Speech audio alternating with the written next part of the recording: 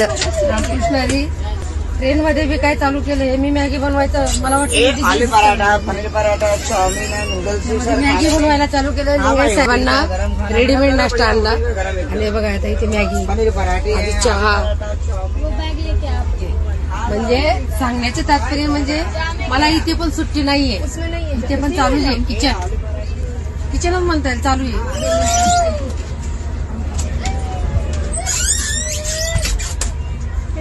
मध्ये ते दीदीने बॅग घ्यायला आली म्हणून जरा आडवं आलं किचन चालू आहे आता मॅगी होते पाण्याच्या बाटल्या आणल्या आहेत 30 रुपयाला 2 त्याच्यातून आता मॅगी त्यांना रेडीमेड नाश्ता आधी किती जणांचा चहा झाला 10-12 जणांचा 15 जणांचा चहा याच्यावरच बोंबलला एकादशी आहे आणि पण सुट्टी नाहीये ताई पण मला मदत करू लागल्या ताई पण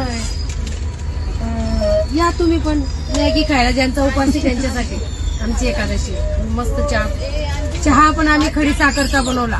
तुम्ही पण घरी खडी साखरचा चहा बनवून कधी कधी पीत जा घशासाठी चांगला असतो